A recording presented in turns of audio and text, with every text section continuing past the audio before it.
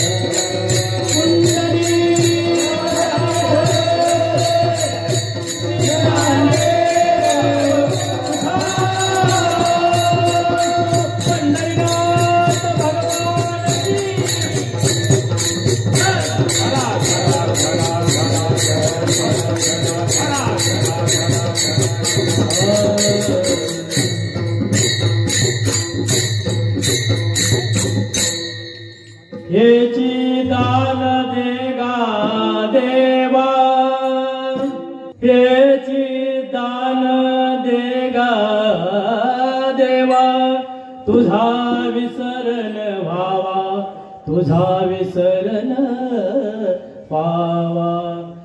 गुण गाईन आवडीच माझी सर्व जोडी, गुण गाईन आवडीच माझी सर्व जोडी. न लगे मुक्ती आणि धन संपदा, संत संग देई सदा. तुका म्हणे गर्भवासी, सुखे घालावे आम्हासी, सुखे घालावे आम्हासी. गुण गाईन आवडी हीच माझी सर्व. प्रस्तुत पाप सेवेसाठी घेतलेला अभंग देववासी वैराग्याचे कंकण जगद्गुरु तुकाराम महाराज यांचा 4 चरणांचा अभंग आहे. महाराज आपल्या पहिल्या चरणामध्ये काय म्हणतात? याची दान देगा देवा, तुझा विसरण व्हावा. मागणी पर प्रकरणातील हा अभंग आहे. आणि आज सप्त्याचा तुमचा आपला शेवटचा दिवस आहे. काहीतरी आपल्याला देवानं देणं द्यावं लागतंय, म्हणून हा आज सेवेसाठी आपण अभंग निवडला. आणि महाराज काय म्हणतात? याची दान देगा देवा, तुझा विसरण व्हावा, गुण गाईन आवडी हीच माझी सर्व जोडी. देवा, मला काही नको, मला तुझ्या स्वरूपाची, तुझ्या ध्यानाची मला आवड असू दे. हेच आपण देवाकडे आज मागू शकतोय. आणि याची दान देगा देवा, तुझा विसरण, तुझा कधीच मला आयुष्यात कधीच विसर पडू नको, असं मागणं आपण देवाकडे मागायचं आजच्या दिवशी असते. प्रस्तुत आपण सविस्तर आपल्या कीर्तनामध्ये आपण थोडक्यात आपण भावार्थ मांडण्याचा प्रयत्न करू, नंतर आपण सविस्तर करू. गुण गाईन आवडी हीच माझी सर्व. गुण कुणाचं गायचं? देवाचं गावावं, संतांचं गावावं. आपण कुणाचंही न गुण, आपण वारकरी संप्रदायाच्या नियमाप्रमाणे आपण आपल्या देवाचं, स्वरूपाच्या देवाचं, संतांचं गुणगान गायचं. गुण गाईन आवड हीच माझी सर्व जोडी, न लगे मुक्ती आणि धन संपदा, संत संग देई सदा. मला कुठल्याही मोहाच्या, धनाच्या, मुक्तीच्या कुठल्याही सहवासात राहू देऊ नकोस. फक्त मला संतांच्या संगतीत राहण्याचा वेळ दे, संतांची संगत मला राहू देत. आणि शेवटच्या चरणात महाराज काय म्हणतात? तुका म्हणे गर्भवासी, सुखे घालावे आम्हासी, गुण गाईन आवडी हीच माझी सर्वोडी. इतर कशाच्या योनीत मला जन्म घालण्यापेक्षा कुठल्याही योनीत मला जन्म घाल, गर्भासाला घाल, पण त्या सेवेमध्ये मला संतांची सेवाने तुझी सेवा करायला मिळेल अशा ठिकाणीच महाराजांनी आपला जन्माला मला गर्भवासाला घाल, हे महाराजांनी आपल्या अभंगातून थोडक्यात आपल्याला मी भावार्थ सांगितला. प्रस्तुत अभंगामध्ये आपण सविस्तर देवाकडे आपण काय मागणं मागायचं हे आपण आपल्या सविस्तर अभंगातून घ्या. म्हणून आपल्याला सेवेला सुरू करण्याअगोदर आपल्याला आपलं आराध्य दैवत पांडुरंगाला नमन करून आपण पांडुरंगा करू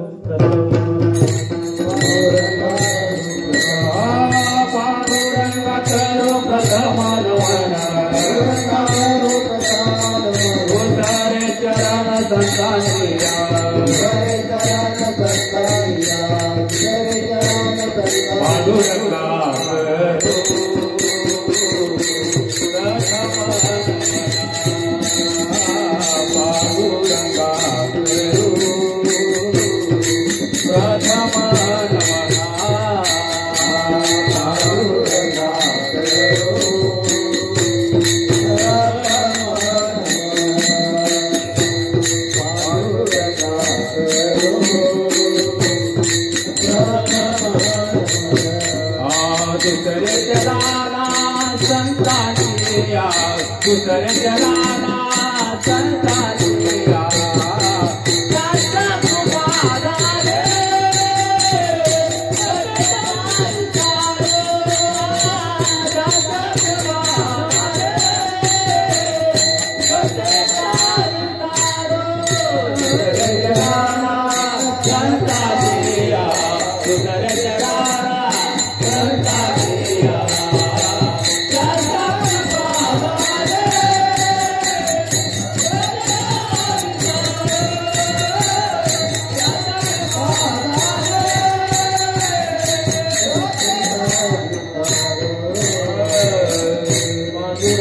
करू प्रथम नमन दुसरे चरण संतांच्या त्यांच्या कृपादाने कथेचा विस्तारो बाबाजी सद्गुरु दास तुका नमो ज्ञानेश्वरा नमो ज्ञानेश्वरा निवृत्ती उद्धारा सोपा देवा नमो मुक्ताबाई त्रिभुवनी पावणे आद्यत्र जननी देवाचिया मस्तक हे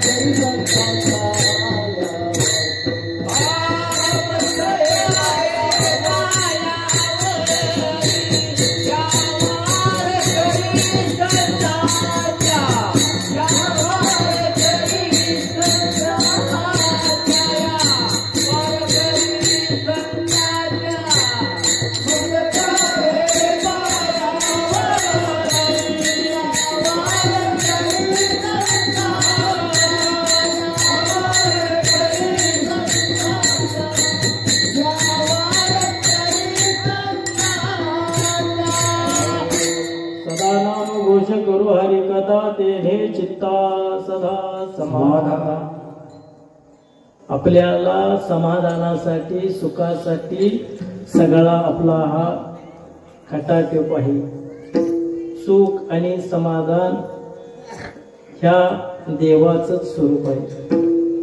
एकाच नाण्याच्या दोन बाजू आहेत. सुख ज्यावेळी आपल्याला पदरामुळे मिळेल त्यावेळी आपण ठरवायचं आपल्यावर देवाची कृपा झालेली आहे. आपण सुख म्हणजे एखाद्यानं आपल्याला एकांद्र घबाडक दिलं की आपल्याला त्यात सुख वाटते, त्याचा आपण गुणगायत बसतोय. पण क्षणिक सुखाकरता आपण हे देवानं द्यावं आणि देवानं बी लुटून न्यावं. कारण का आपल्याला या सध्या कलियुगामध्ये सुख देणारा भेटणार नाही, तुम्हाला लुटणारा भरपूर भेटते. सुख देणारे आपले संत महात्मे आहेत. आणि म्हणून महाराज आपल्याला पहिल्या चरणामध्ये काय म्हणतात, हीची दान देगा देवा तुझा विसरण व्हावा, गुण गायन आवडी हीच माझी सर्व जोडी. असो आपल्या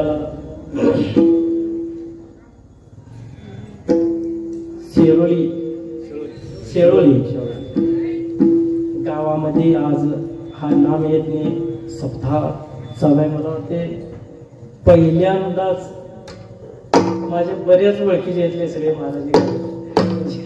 मी पहिल्यांदाच गावात म्हणजे तुमच्या गावी एकदा कीर्तन केलं भीमासाठी आणि हे मला आम्ही मठावर येतो अनबरवाडीच्या तिथं असतं म्हणजे पावका तिथं यायची सेवा. पण आपल्या भागामध्ये आज पहिल्यांदाच माझी कीर्तन सेवा आहे. आणि आमचे हे सगळे नेहमी सानिध्याचे संबंधित आमचे पकवानवादक राणे महाराज, चोपदार मामा, दोनोडीचे आमचे महिना वारकरी, ही सगळी इथं आल्यानंतर मला भेटले. संत लांब असे कोण नाही. आपल्याचा बघण्याचा दृष्टिकोन बदलला की आमच्यात नेहमी वाद असतो. घरामध्ये संवाद असावा, वाद असावा. आमचे महाराजांना मी सांगतो, आमच्या महिना वारकऱ्यांना सगळं ओके लागते. का आमच्या घरात वाद आला मी महिनावारी करत नाही मला आमच्या मालकीने बाई करतात गर्दी मी काय म्हणे देवाचं दर्शन घ्यायचं आहे आपल्याला तर असं आधीमध्ये घुसून घ्यायचं नाही काय असेल ते सगळी माणसं थकून भागून येतात त्या देवाच्या दर्शनाला जातात आणि आम्ही उठायचं नाही हळूच जाऊन त्या दर्शन मला अहो माझा देव एवढा काय बघत नाही काय देव आपल्याला वाटतंय हो देव माझ्याकडे बघत नाही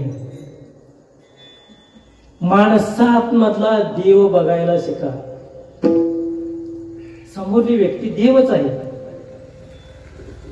हे जर जोपर्यंत आपल्याला कळत नाही तोपर्यंत आपण परमार्थ करण्याला योग्य नाही असं माझ्या मताप्रमाणे मी म्हणतो हे सांगावं लागतं आपण बघा गेले की तेरा पाठीमाग असं तुडवून आपण पुढं असतो मी ह्याची दान देगा देवा ह्या विषयावरच तुम्हाला आपल्याला काय मागायचं असते देवाकडे जर आपल्याला एखाद्याला ढकलून पुढे जर जाऊन जर आपण दर्शन अरे माहित आहे बाबा मला तू कसा आलायस ते आम्ही काय काय करतो हे त्याला माहित असते आणि ते भोगण्यासाठीच आपल्याला हा जन्म आहे तिची आठवण काढण्यासाठी जन्म आपला संसार करण्याचा काही काळीचा संबंध नाही देवानं आपल्याला हे खेळणी दिलेली तू ट्रॅक्टर घे तू बंगला बांध तू कॉन्ट्रॅक्टर हो पण तू माझ्याकडे ये का माझ्याकडे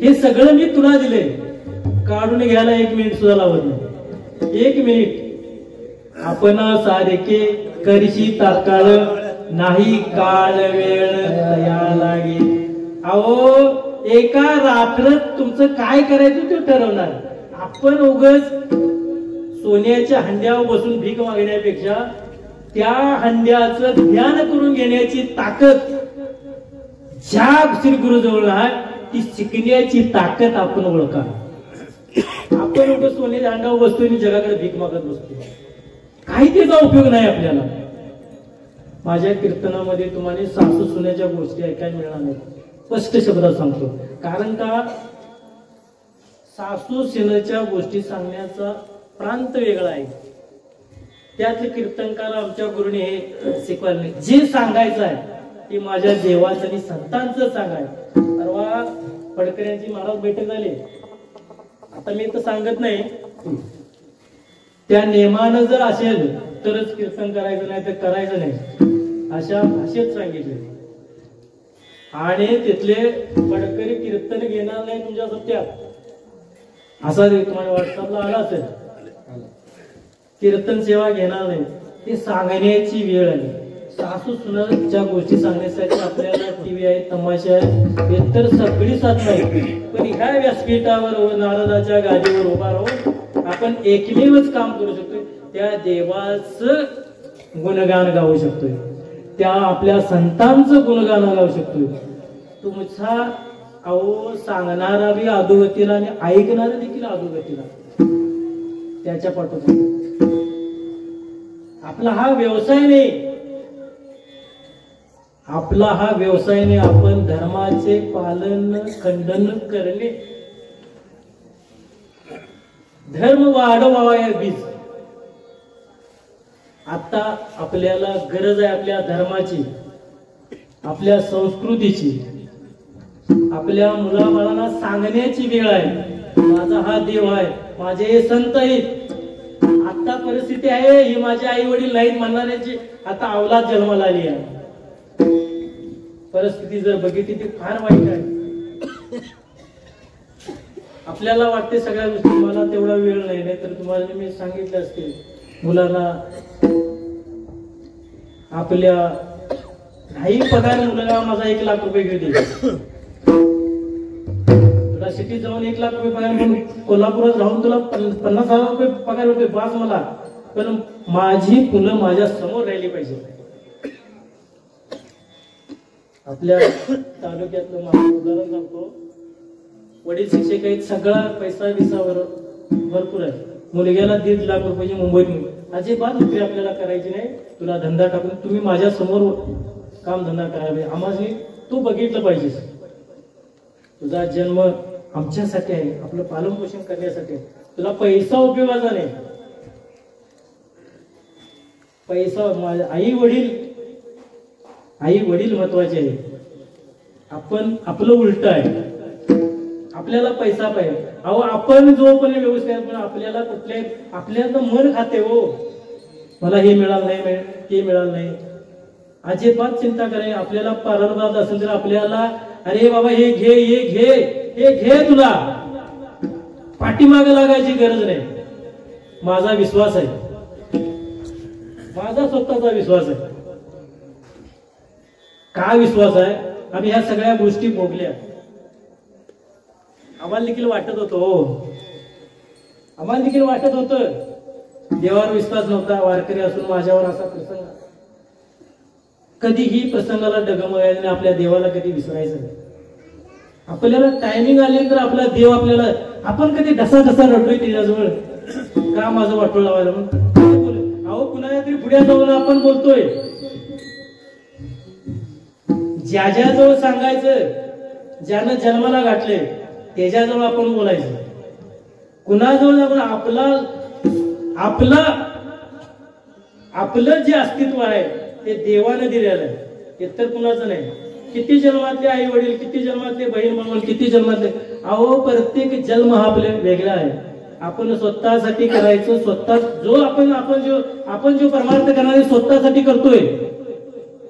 आपण जो परमार्थ करणार आहे, आज तरी तुम्हाला किंमत कळणार नाही. आपण शेतकरी वर्गाचे आपण सर्व साधक आहोत. आपलं बी बियाणं जर आपण उघड्यावर टाकलं तर आपल्याला त्याचा काही उपयोग आहे. पण झाकलेलं बी बियाणं जे असते ते अगदी प्युअरपणे उगवते. ही आपली रीत आहे. पण आपण जो परमार्थ केलेला आहे तो झाकून केलेला आहे. तुम्ही जी पुण्याई केली आहे ती झाकून केलेली आहे. ती आज तुम्हाला मिळणार नाही. तुम्हाला दाम दुप्पट पावती सकट तुम्हाला ज्यावेळी तुमच्यावर येईल, म्हणजे ज्यावेळी तुमचा अरे बाबा मी जे आयुष्यभर केलं, मला वेळ मिळाला तेवढं केलं, ते माझ्या आज पदरात मिळालं. हे सुद्धा सांगणार आहे मी शेवटच्या चरणामध्ये. काय आपण करतोय, हे कशासाठी करतोय, आपल्या मुलांना सांगावं लागलं. ग्रामीण भागात विषय सोडून द्या हो. आपलं एखादं पोरगं चुनचुनीत झालं, ते जर शिकायला गेलं, बाहेर गेलं तर माझा हे असं आहे, माझा हे तसं आहे, माझ्या मुलग्याला पगार एवढा आहे, तेवढा पगार आहे. ज्यावेळी त्या मुलाची नीती बदलते, पैसा बदलते, सुख बदलते, त्यावेळी तुमच्या सगळ्या पाठीमागल्या गोष्टी पाठीमागं पुढे जातात. ज्या मुलासाठी आपण काय केलेलं असते, आई वडिलांनी काय केलेलं असते, हे त्या मुलाला देखील माहित आहे. अहो त्यांना वेळ नसतो, हे मेले तर की पोसा म्हणजे त्यांना पेटवायला. पैसा श्रेष्ठ नाही. तुम्ही एक टाइम देवाला नाही गेला चालू, पण आई वडिलांची सेवा करायला शिकायला पाहिजे. आई वडिलांच्या सेवेचं फार महत्व. महाराजांचा अभंग आहे, त्यावर अभंग आहे महाराज. नाही काशी केली तरी चालेल, पण आपल्या आई बापाला सेवा करणं महत्वाचे. ही देखील मागणीच आहे. आता मागणी ही देखील देवाला आपल्याला मागून घ्यावी लागेल. हेची दान देगा देवा तुझा विसर न व्हावा. कधीही आपल्या आई वडिलांना विसरायचं नाही, कधीच विसरायचं नाही. प्रसंग सांगतो देवाकडे. आपण आता वारी झाली परवा, सगळे वारीस ना आले. आपण देवाला गेल्यानंतर देवाकडे काही कुठल्या प्रश्नाचं काही मागायचं नाही. नामदेव रायांच्या जीवनातील प्रसंग सांगतो. आता एसट्या हे आहेत भरपूर, तो साधन आहे, पण त्यावेळी साधनं होती. चालत लोक जात होते. 8-8 दिवसाच्या 15-15 दिवसाच्या भाकरी लूटमार वेगळी. आपण आता काय इथं 10ला बसलो की 6ला तिथं, 8ला पाळी, 9ला दर्शन, परत खोलीवर. त्यावेळी परिस्थिती अशी नव्हती. देव मोकळाच होता. आता गर्दी झाली देवाजवळ जास्त. नामदेवराय मंदिरमध्ये असे होते, याची दान देगा देवा या एका शब्दावर मी आपल्याला एक नामदेवरायांचा दृष्टांत सांगतो. याची दान देगा देवा तुझा विसर न व्हावा. लाईन फार फार मोठी होती आणि नामदेवराय देवाकडे गेले. देवा, का ह्या लोकांना तू एवढं ताटकळून ठेवलंयस? का यांची एवढे हाल करतोयस? नवे नवे आपण काय नाही, आपण इथल्या इथं जवळ आहे. पण माझ्या जीवनामध्ये म्हणजे एक प्रसंग बघण्यात आला. महाराज बेळगाव साईडचे ते साधक आहेत, वारकरी आहेत, माता भगिनी आहेत. दशमी नवमीला आषाढीला यायचं. आषाढी ज्यांनी वारी बघितल्या त्यांना माहित आहे सगळं. दशमीला किंवा नवमीला बारीत उभा राहायचं आणि त्या बारीत उभा राहिल्यानंतर 3 माणसं त्यांचे जेवणाची फराळची सोय करायला नसते, रूम वरनं तिथपर्यंत आणून देण्यासाठी. आणि 3 किंवा 4 दिवसानंतर त्यांना दर्शन होणार. त्यांच्या पाया पडून सांगितलं, बाबा हो म्हणलं, पंढरपुरात आल्यानंतर आपण त्या देवाचं एक टाइम दर्शन नाही झालं तर चालेल. कळसाचं दर्शन घ्या, संतांचं दर्शन घ्या. तिथलं दगड पाषाण गवत सगळंच देव आहे, सगळं देव आहे हो. पण आपला एक भाव आहे. झालं बाबा दर्शन. तू का पंढरीशी गेला, पुन्हा जन्मा नाही आला. अरे बाबा हो, एवढंच नाही. चंद्रभागेश ना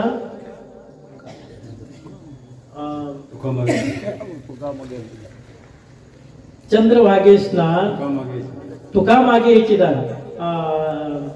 चंद्रभागा डोळा देखलिया. एक वेळा चंद्रभागा बघितलं तर आपल्याला काय, पण ते बघण्याचा भाव आपला असा पाहिजे की बाबा आपण कधी असं चंद्रभागेकडे बघितले, आई माते माझ्या अंगावर जेवढं जेवढं दोष आहेत, मी जेवढं वर्षभर काय काय जे केलंय हे तुझ्यामध्ये मला धुवून जाण्याचं काम कर. असं कधी आपण चंद्रभागेला म्हणलंय? कधी बघितलंय? नाही बाबा. चंद्रभागेला आंघोळ करायची, तेवढं मोकळं व्हायचं, लगेच आपल्याला फिरायला जायला मोकळं. नाही नाही, चंद्रभागेत कितीला आंघोळ करायला पाहिजे? आता चंद्रभागेतली ती तुमच्या साड्या आणि त्या चोळ्या आणि ते जम्पर गोळा करायला 4 टन झाले त्यावेळी. काही गरज जावं, तिला काय कमी आहे? तुम्ही काही, ही मला सांगायची पाळी आहे. कीर्तनामध्ये सांगण्याची गोष्ट आता येईल. काही टाकू नका तुम्ही. आपली ती माता आहे, तिच्याकडनं काय तुम्हाला पाहिजे असं मागून घ्या, तुम्हाला सगळं देईल. पण तिच्यासाठी तुम्ही काय देऊ नका, तुम्हाला सगळं देईल. पण आपला एक भाव आहे, माझ्या माईला एवढं साडी जाऊ देत, पण ती नवी असली तर बरं. घरातली जेवढी आता वापरायची नाही जाय चंद्रभागेला, नको असं करायला.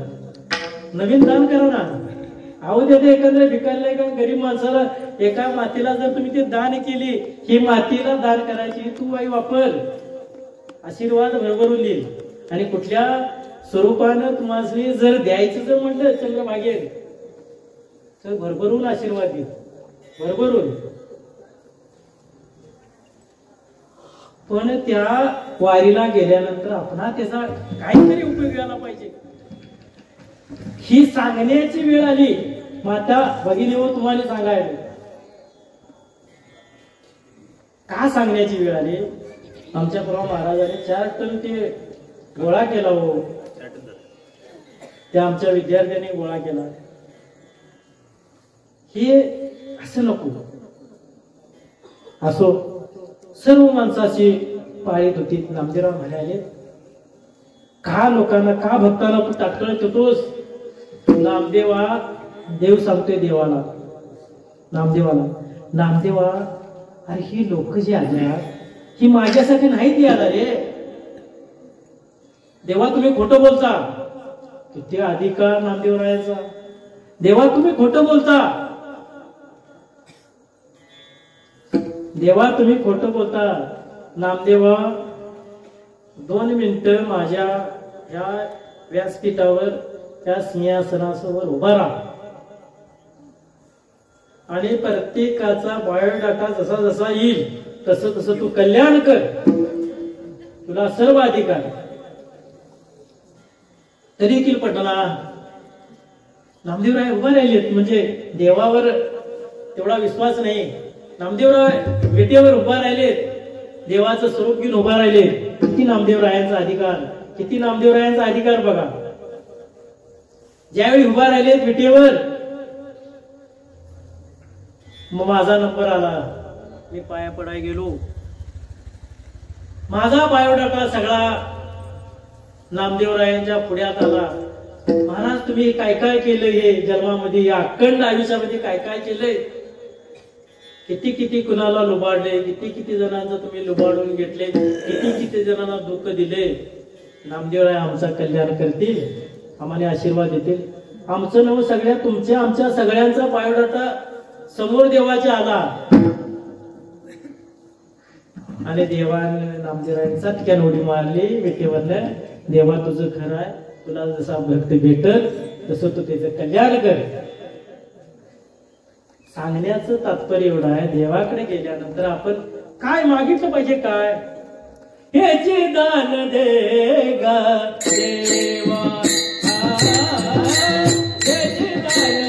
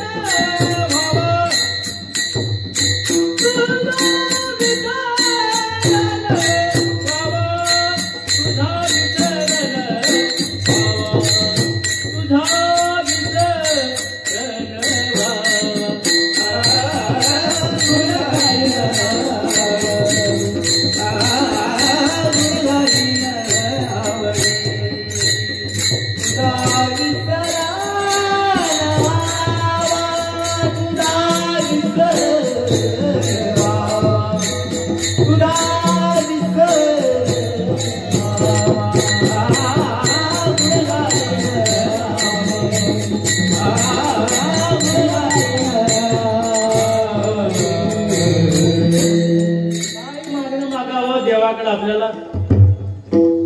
हो हे तुम्हाला मी आता सांगितले, आम्हाला तरी कुठं माहित होत, आपल्याला तरी कुठं माहित होत.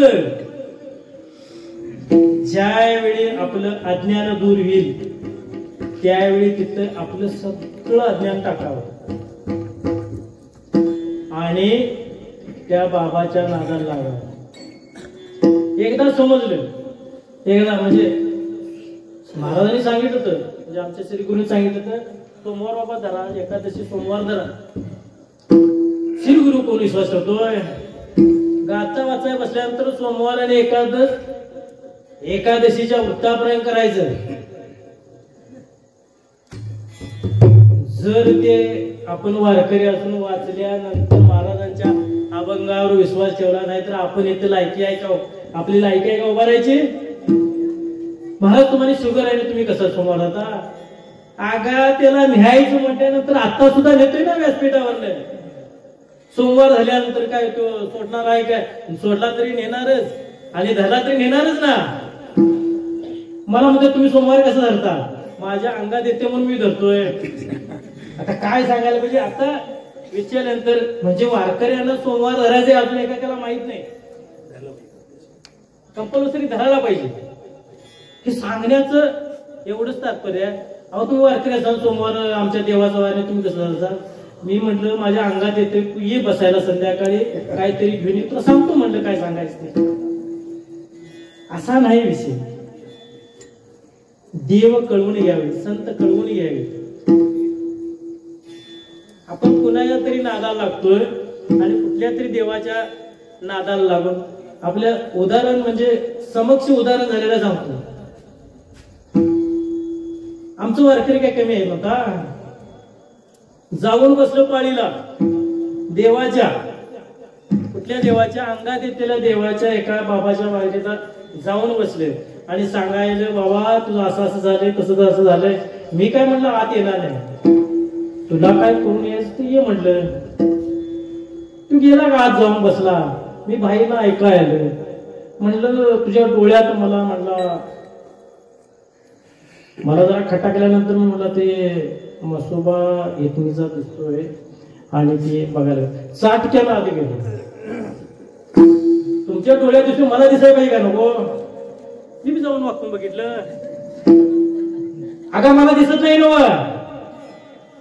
महाराज काय हो आमच्या पोटावर पाय, आता तुम्हाला कसा दिसत? मग तुला दिसलेला मला दाखव म्हटलं. माझा देव त्याच्यामध्ये दिसायला पाहिजे, तुझा मसोबा जसा दिसतोय तसा माझा देव तुझ्या दिसायला पाहिजे म्हटलं. महाराज तुमच्या पाया पडतो म्हणला, तुम्ही तेवढं इथनं जावा. नाही रे बाबा म्हटलं, असं लुटायचं नाही रे बाबा म्हटलं. आमचं वारकरी किती शाळा आहेत म्हणता, 40,000 रुपये दिलं, तुझ्या फरची बुडी आहे म्हणलं.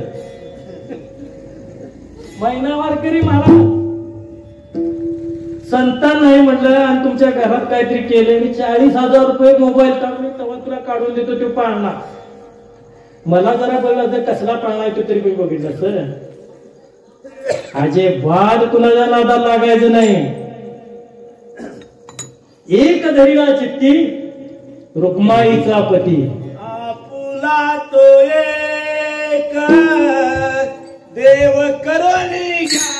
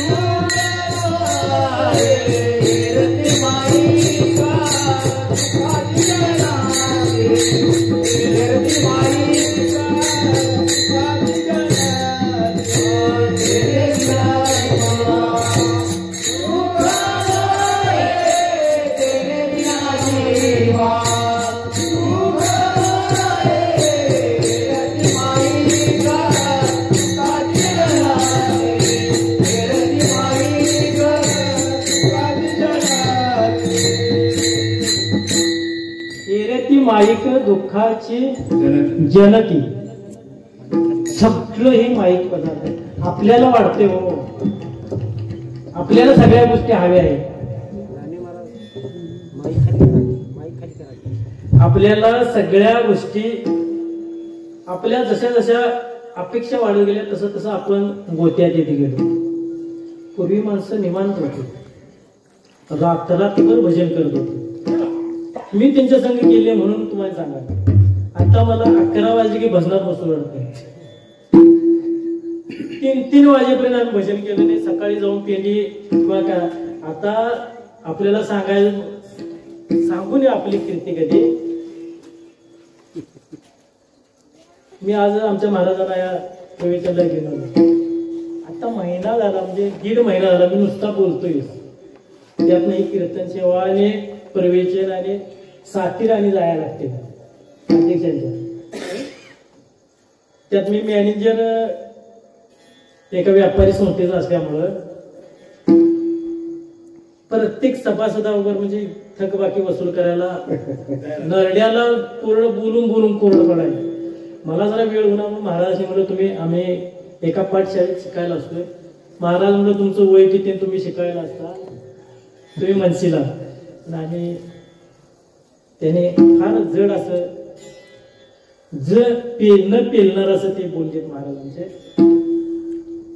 आपण सामान्य कुटुंबातले वारकरी सामान्य कुटुंबातला आपण लगेच विचारसागर म्हणजे आपल्याला काही माहित नसेल अमृत अनुभव काही माहित नसेल हा आपला हे नाही. मग आम्ही असंच होतो. पण ज्यावेळी शिरूगुरूंनी आमचं म्हणजे चांगल्या संतांनी आमचं कान टोचल्यानंतर आपण ते जरा ह्या जन्मात जरा कानावर निघाल्यानंतर पुढल्या जन्मात तरी आपल्याला काहीतरी त्यातलं पदार्थ पडेल. आता पेरलं तरच आपल्याला पुढल्या अहो भाग्यवान आहे आपण भाग्यवान आहे. तुमचा पुनर्जन्म मी आता सांगू शकतोय. काय महाराज सांगताय म्हणला आमच्या म्हणजे पुनर्जन्म तुमचा सांगू शकतोय. असं कसं शक्य आहे म्हणला. अहो शक्य आहे म्हणलं. तुम्ही आम्ही गेल्या जन्मामध्ये आम्ही खेळलोय बागडलोय सगळे केले. काय महाराज सांगा तुमची आमची ओळख नाही. हरिदासाच्या संग हरिदास गाती. आम्ही गेल्या जन्मात बी वारकरी होतो आता बी वारकरी आहे. फुकट टाळ गळ्यात आला नाही. मागतो म्हणून आल्या नाही.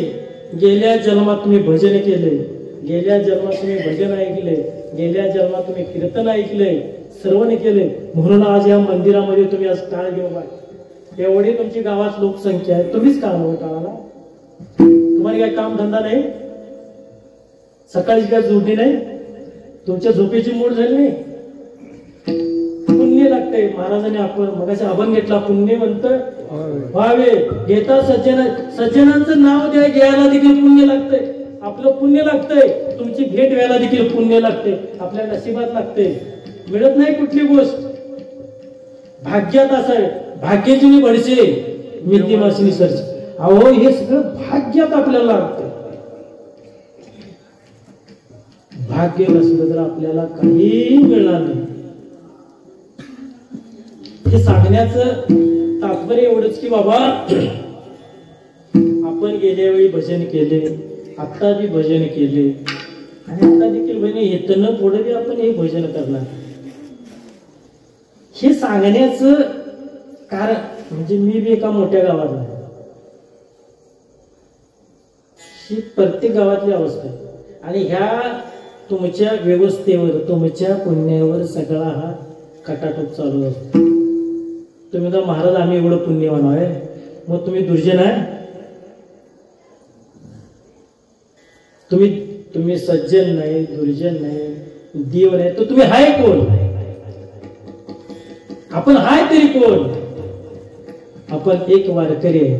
आपण एक सज्जन देवाचा निष्ठावंत हरिभक्त आहे. आपल्या मनाची तयारी पाहिजे. मी हरिभक्त आहे. मी माझ्या देवाचा सेवक आहे. आपली निष्ठा पाहिजे आपल्या देवावर. हे कळण्यासाठी आपण कुठं जायला पाहिजे. संतांचे संगती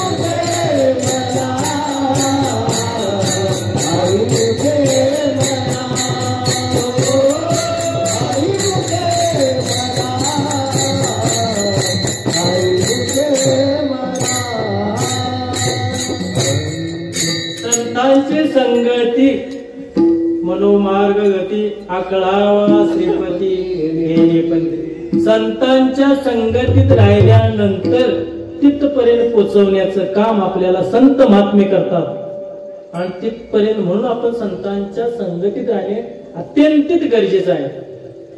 म्हणून आपण जी संगत करायची संतांची संगती मनोमार्गाती आकळावा श्रीपती येणे पंते. हिची दान देगा देवा तुझा विसरण व्हावा. कधीही आपल्याला देवाला सोडून कधी रात्री अभंग झाला ना देव वसे चित्ती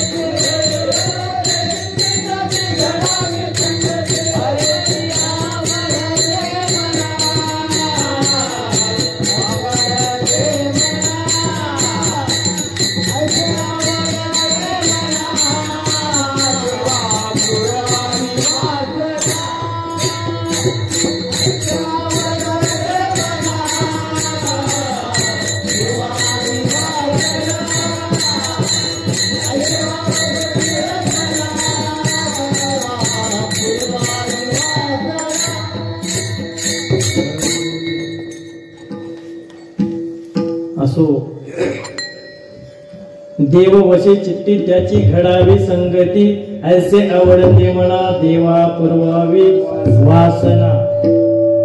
हे आपण देवाकडे मागायचं. का मागायचं? हे देणार आपल्याला तो आहे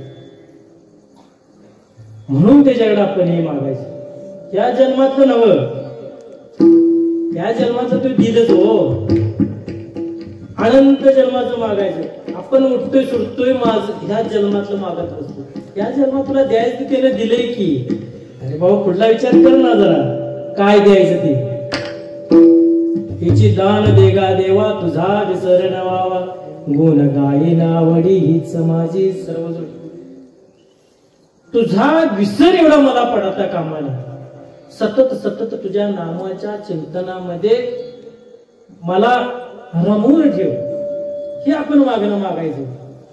भार्यान दे पुत्रं देहि धनं देहि. धनान दे पुत्रान दे. हो कशाला पाहिजे आपल्याला हे? श्रीरामाने वनवास केला. किती पेट्या नेल्या संघ पैशाच्या.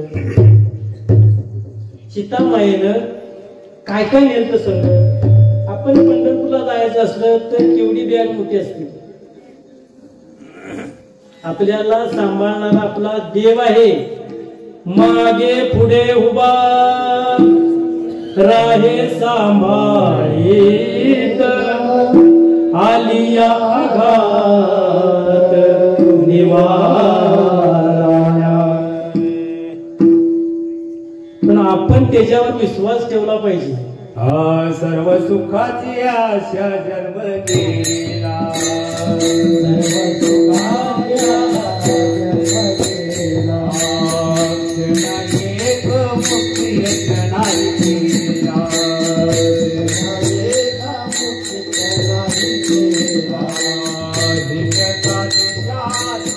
पावला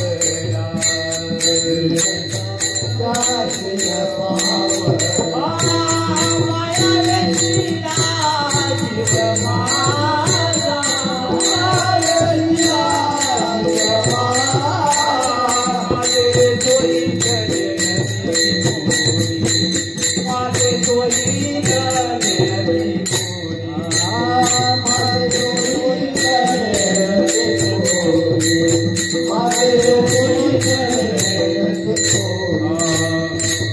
सुखाची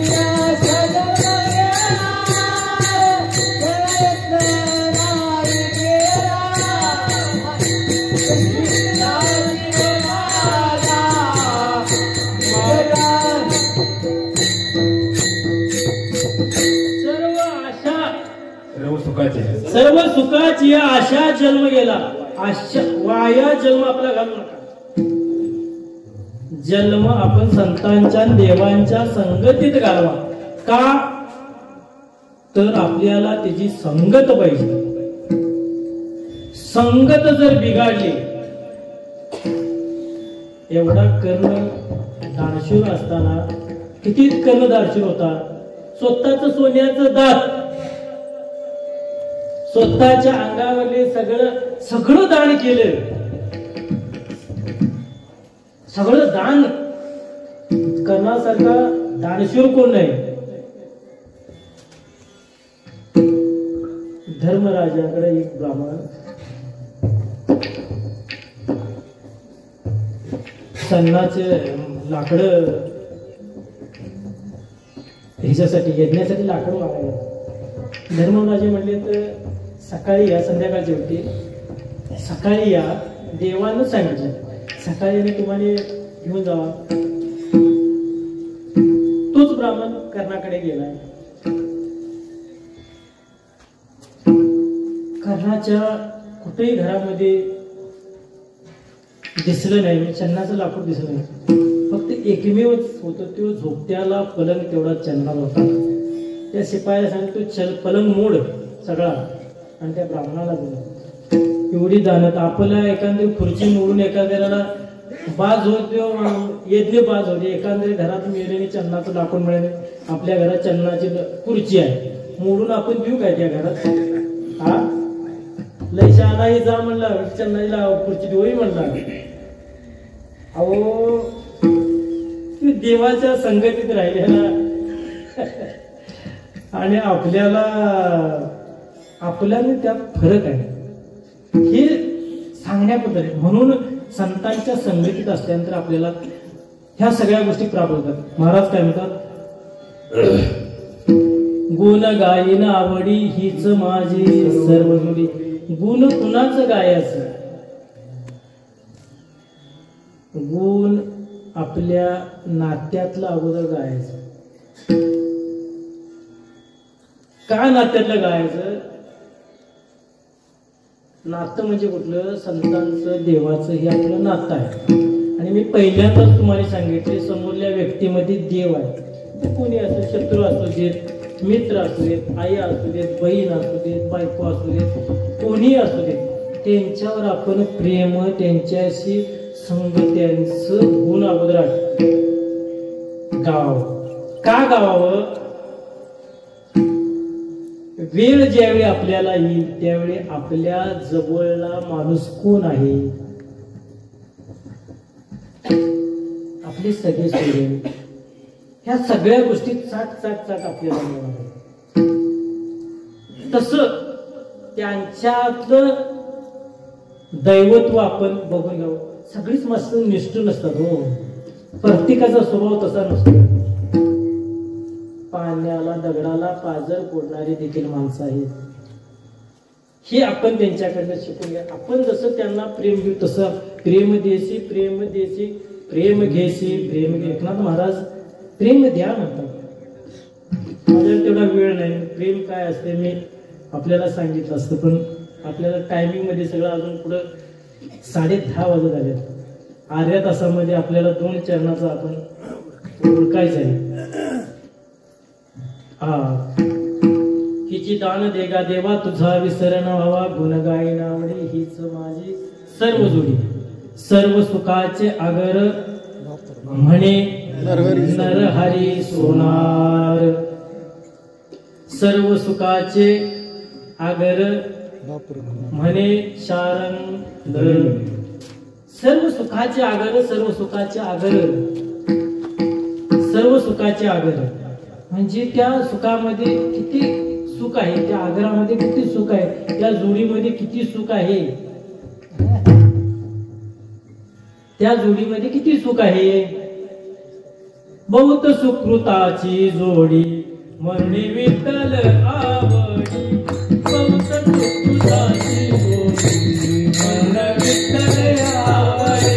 बहुत सुकृताची जोडी म्हणून विठ्ठल आवडे. बहुत सुकृताची जोडी म्हणून विठ्ठल आवडे. बहुत सुकृताची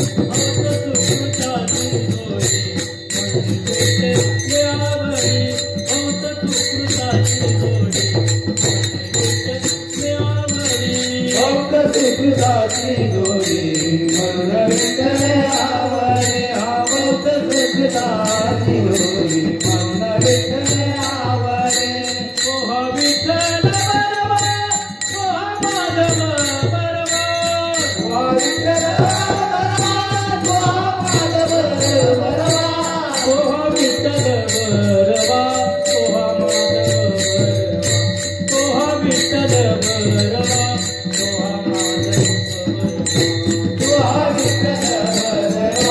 ओहा माधव बरवा. ओहा विठ्ठल बरवा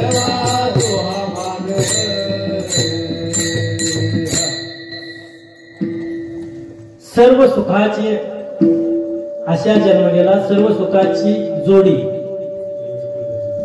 आपल्याला जोडी कशी असते. आम्ही मठामध्ये असं बसलो होतो आणि एक जोडी आली होती. वय कमीत कमी 80 वय होतं त्या आजूबाजूच्या आजींचं. आता त्या पायऱ्या चढून येताना आम्ही बरीच माणसं बसलो होतो तिथं आतल्या कट्टीवर. ठाण्याची ती ठाण्यावरून आलेली की त्या डोक्यावर गाठुड, त्या बाबांच्या हातात पिशवी, काठी, वय वर्ष 80. आषाढी वारीला आल्या. डोळ्यातनं पाणी आला. आषाढी वारी 80 वर्षात करायची म्हणजे साधी सुधी गोष्ट नाही. बहुत सुकृताची जोडी म्हणून विठ्ठल आवडी. आषाढी वारी आम्ही आता एकादशीला बाहेर पडत नाही. एकदा प्रदक्षिणा केली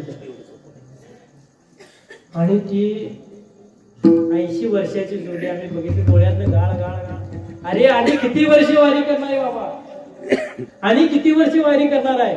आणि ती आषाढी माघवारी कोण बी करील हो. चैत्रवारी कोण बी करील. पाय ठेवायला असं सरकायला पुढे जागा नसते. दिंडीमध्ये आम्ही जर असलो अत्राळे आम्ही कधी येतोय हे आमचं आम्हाला देखील समजत नाही.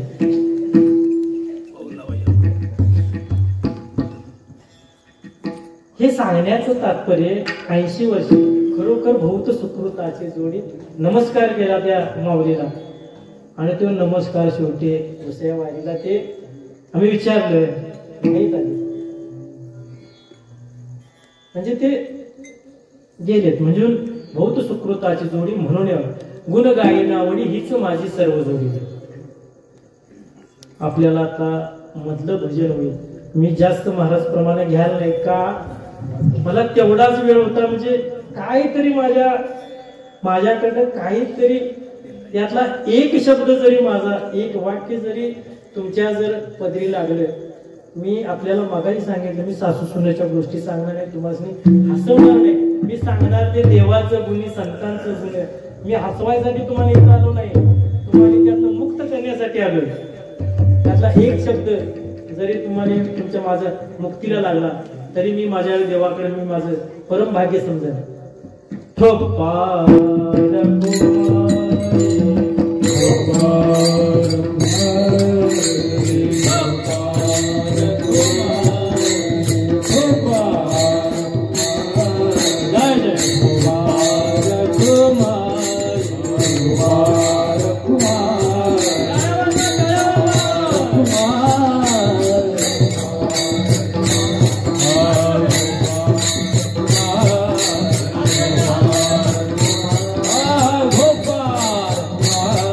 Bye.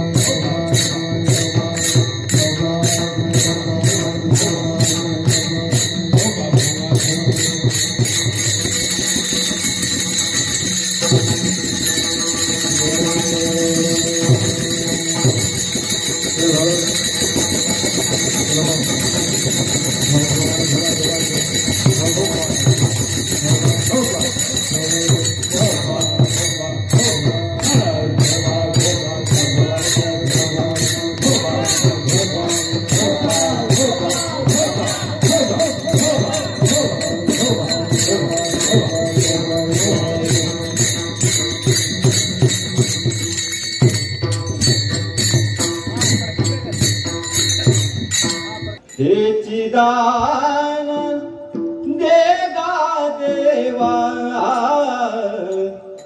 हेची दान देगा देवा हेची दान देगा देवा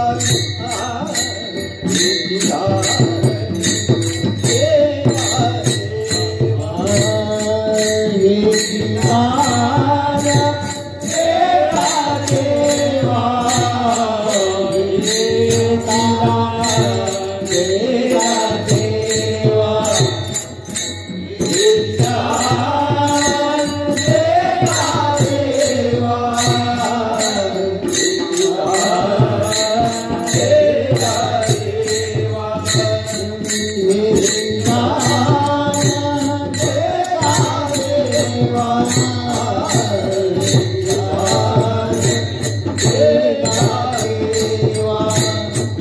हेची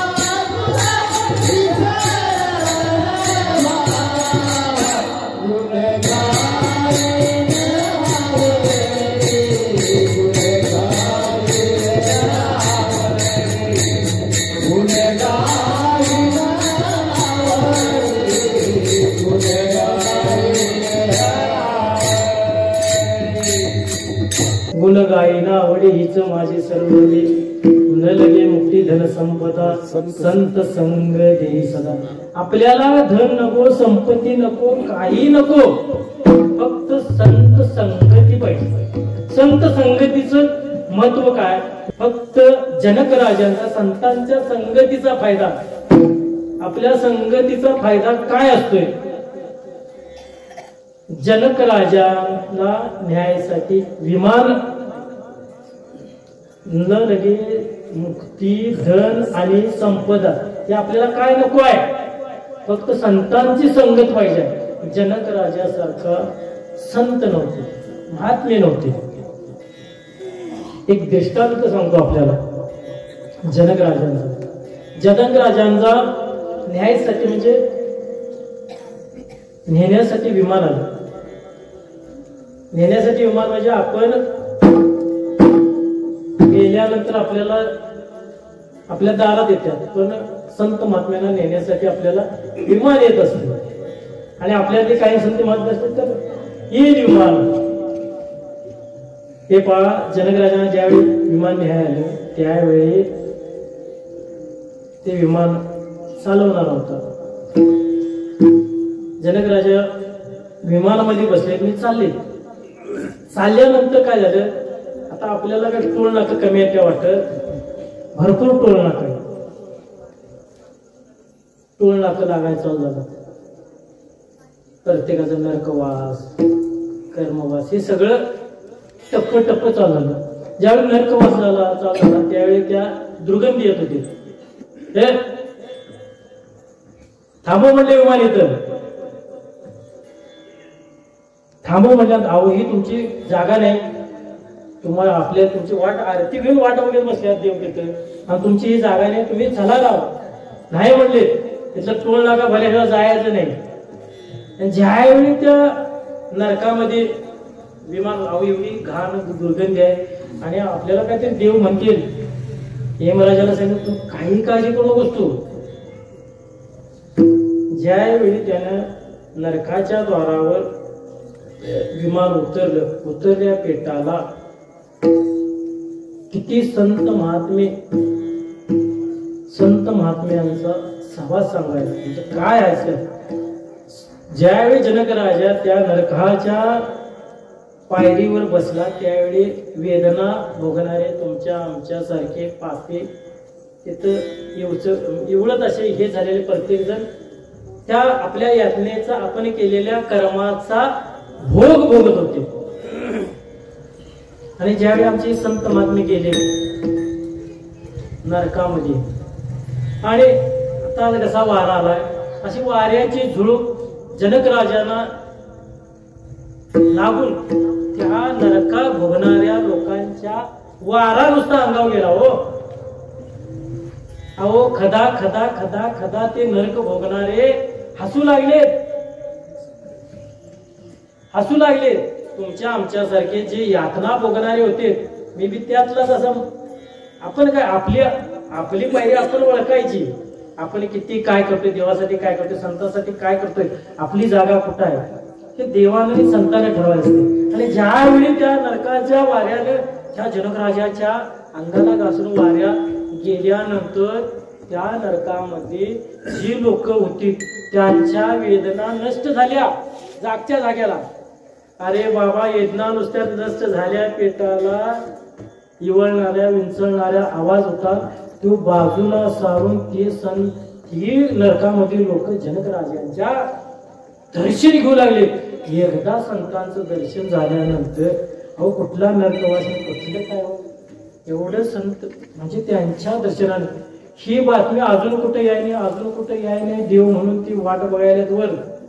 अहो तुम्हाला तुमचे देव वाट बघायला तिथं चला तिकडे चला. नाही ऐकलं तिने आणि देवच नरकामध्ये आले त्यांची पूजा करण्यासाठी. एवढा संत महिमा एवढा तुमच्या आमच्यासाठी निर्मळ आहे.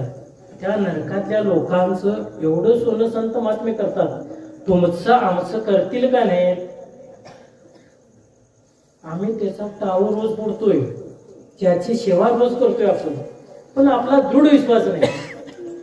तो का म्हणे नाही विश्वास ज्या म्हणे भावी पुराणे विचारणे इच्छेने पावलं तुका म्हणे. आपण इच्छा प्रकट केली पाहिजे तरच आपल्याला तिची प्राप्ती होणार आहे.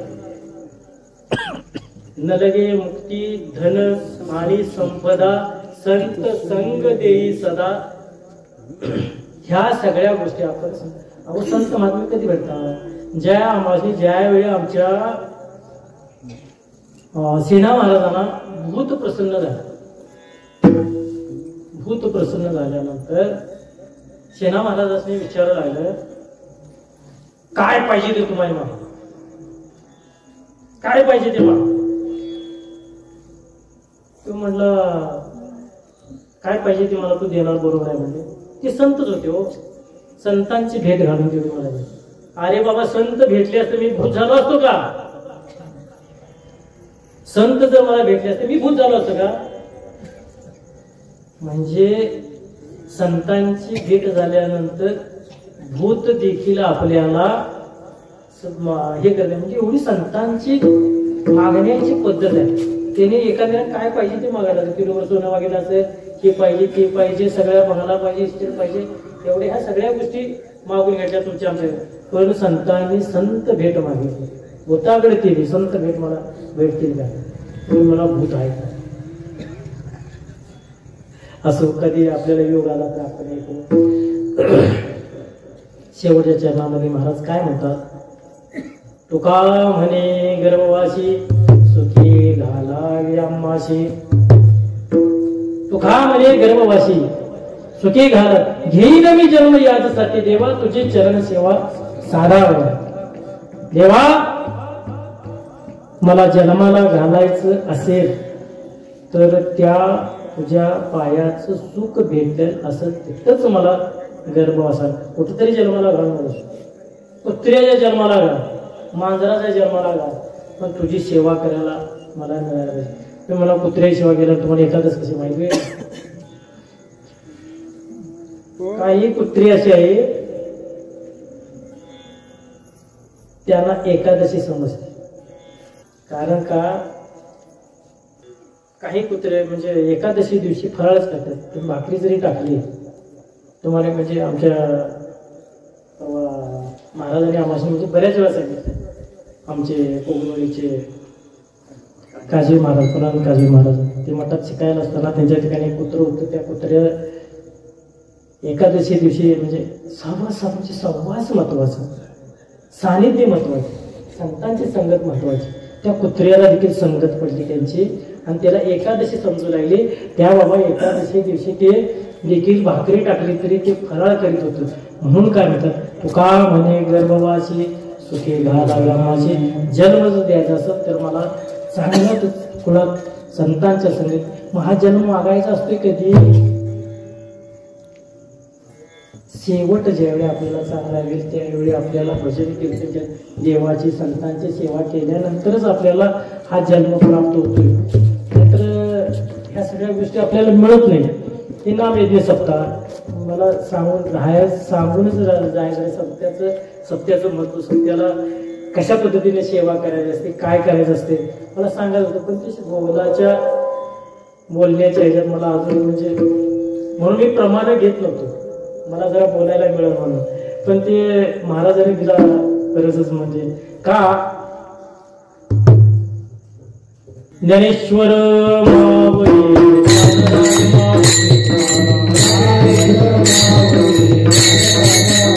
महाराज ज्ञानेश्वर मावळे,